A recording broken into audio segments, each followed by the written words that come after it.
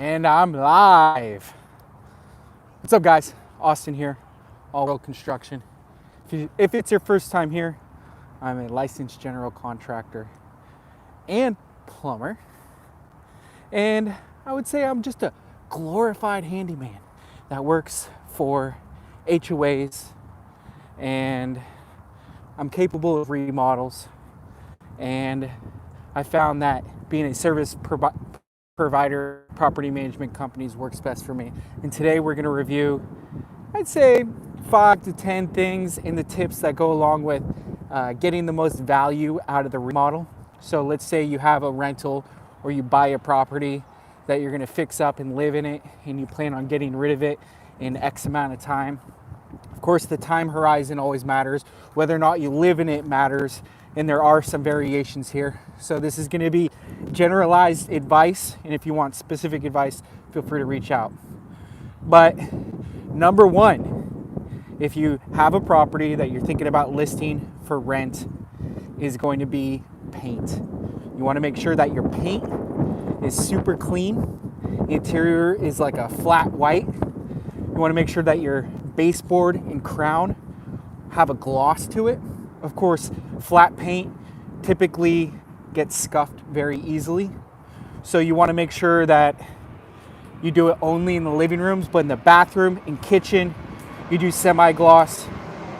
And going with a high-end painter is going to make all the difference in the world. Making sure that any holes in the wall, you want to go through the extra step of matching the texture. So any holes that you have, patching those holes, matching the texture, and then making sure that you apply the paint in a uniform manner, and then back rolling. So painting can be very time consuming. I'd recommend you do your paint after you tear out the floors, and do the paint before you install the new floors.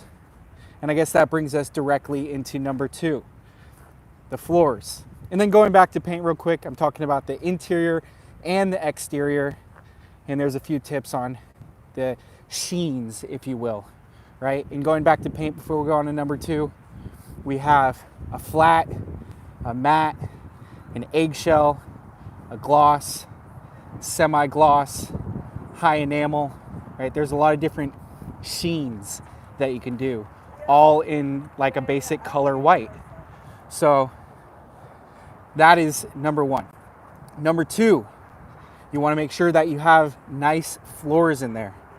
Now, LVP is a flooring that is pretty economical to install, and LVP has come a long ways, meaning luxury vinyl plank.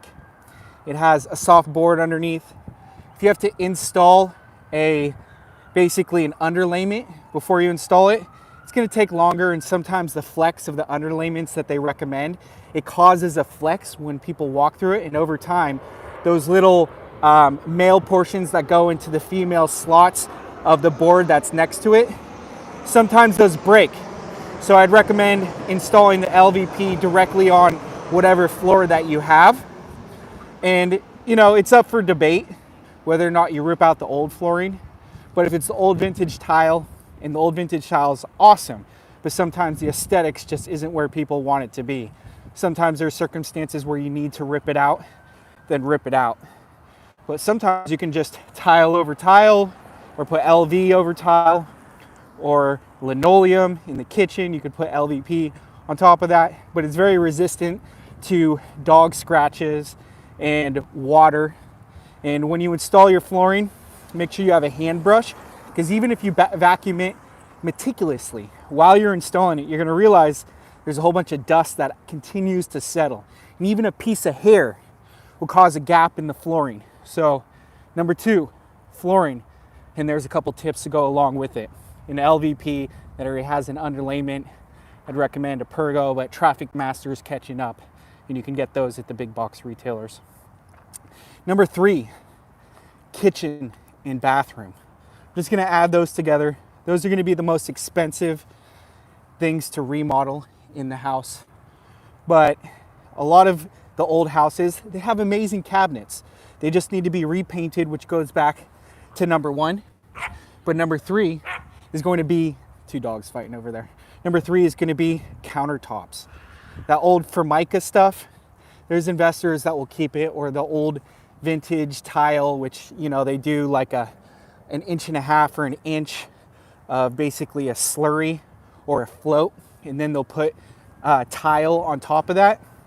Well, a lot of people are much more willing to spend more on a house, to pay more for rent if there's new countertops in there.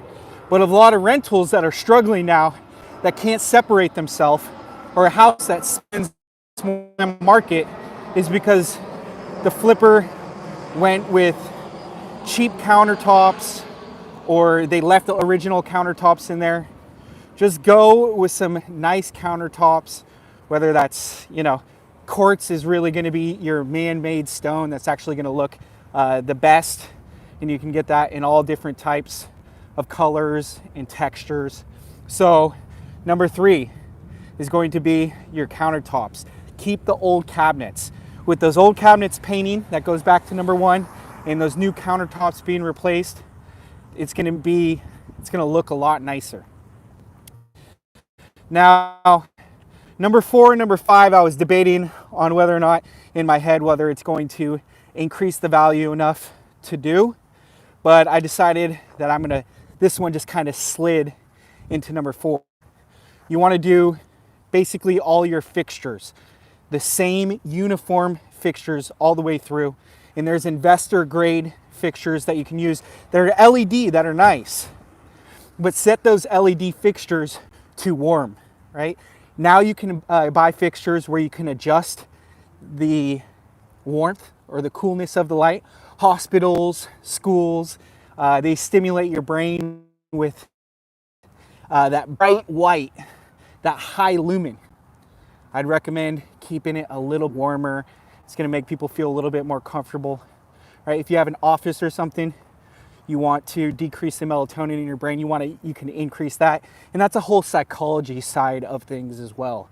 So number 4, replace your fixtures. And what I mean by fixtures, I mean your electrical fixtures, your plumbing fixtures, like your sink, your overhead lights, your fans, and all that adds up. But there is a high to medium style fixtures and lights that if you get them all uniform, it's going to be better. And gold is coming back. I would say chrome has kind of always been in. I've been seeing a lot more brushed nickel, but it really depends on the style of house. But here's a little bonus thing that's actually the opposite of the topic of the day. And the opposite of the topic today is don't replace the windows. And there was this big trend in the past that says if you want to replace your windows, you're going to become X more energy efficient. And a whole bunch of builders and repair specialists were recommending to replace the windows with a whole bunch of big promises and the savings of the bill. No, it really doesn't save you that much money on the bill.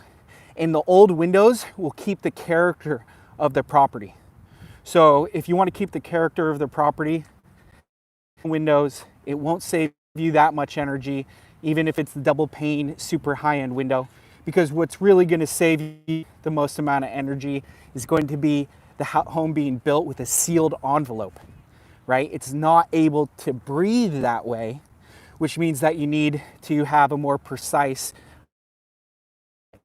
outlet and HVAC system and dehumidifier to help regulate that. Otherwise, the air is going to become stale.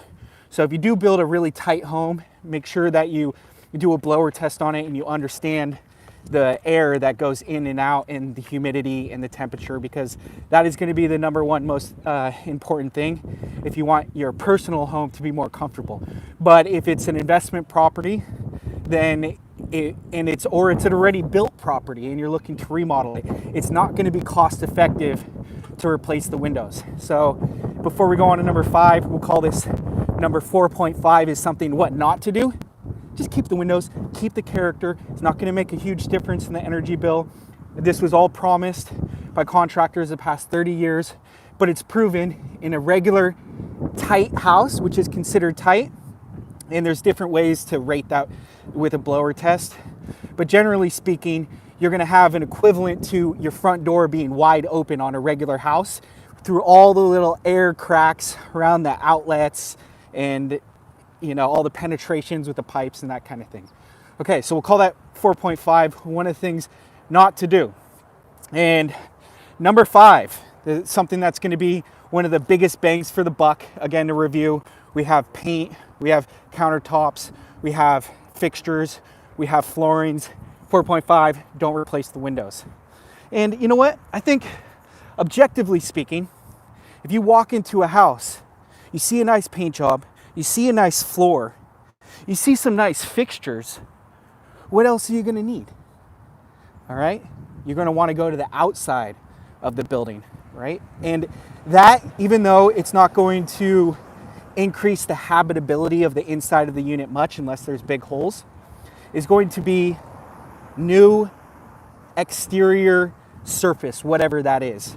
So if it's stucco, do another layer of stucco. If it's a hardy backer, then do another layer of hardy backer or rip it off. But that's if it's not a historic home. And of course, if a roof is old and needs to be re-moisturized, that could probably jump up higher on the list, because a house's number one enemy is going to be what? Water. And if your roof isn't fixed, then that can create the house to basically be worthless, because that's the reason people really have houses, if you really break it down, is to get out of the environment. So there's your 6 bonus. The roof can be put to number 1 and foundation as well. But if you're going into a property that already exists, you have those tips. Those are the basics you're going to do.